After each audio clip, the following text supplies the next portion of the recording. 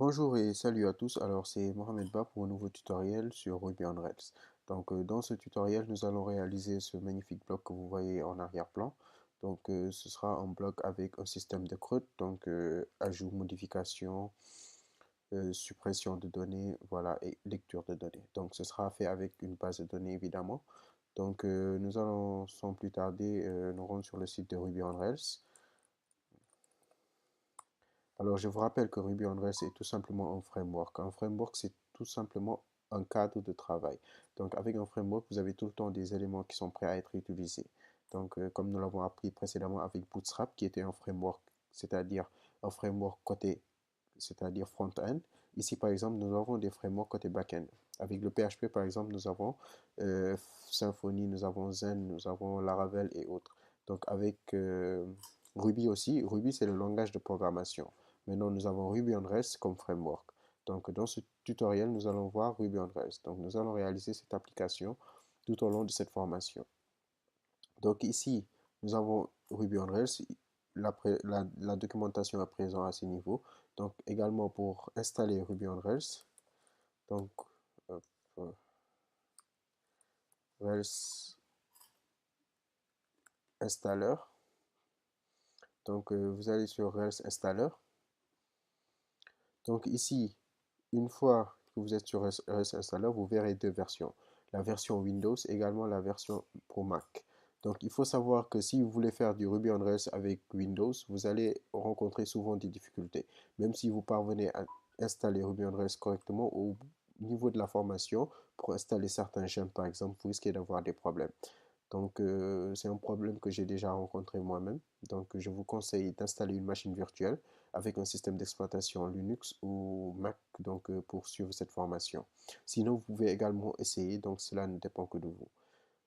Moi, je suis sous Mac, il n'y a pas de problème. Donc, ce que nous allons faire, vous allez d'abord télécharger la version qui vous convient et ensuite, nous pourrons commencer. Maintenant, là, je vais vous présenter le projet. Donc, je vais me rendre d'abord, je vais ouvrir mon terminal. Donc là, fermer. Voilà, je vais fermer ce terminal. Donc, je vais en ouvrir un nouveau. Voilà. Donc, je vais me rendre au niveau du dossier où il y a mon projet. Voilà, Workspace, Ruby. Donc, je vais lister.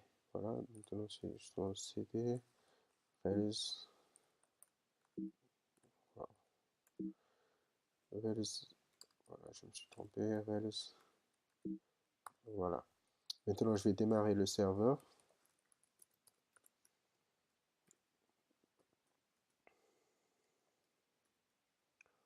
Voilà, donc mon serveur il est démarré à ce niveau. Maintenant, je vais faire un localhost 2.2. Voilà. Donc, euh, voilà l'application que nous allons réaliser au bout de cette forme, tout au long de cette formation. Donc, ici, nous avons la fonctionnalité lire les données, éditer les données, supprimer les données. Donc, au niveau, ici, on peut lire un article. Je vais revenir à l'accueil. Donc, ici, on peut éditer un article. Donc, je vais essayer d'éditer cet article-là. Je vais remplacer tutoriel par article. Voilà, je vais update post. Ok, voilà, maintenant on voit bien que notre article a bien été édité. Maintenant là, on a la possibilité de publier un article, donc je vais publier. Donc là, je vais mettre mon troisième article. Voilà, publié par Medtech. Voilà, le contenu, je vais mettre lorem ipsum dolor si met. Je pense que ça s'écrit comme ça. Je ne sais pas ce que ça signifie alors, parce que ça, c'est un faux texte en latin.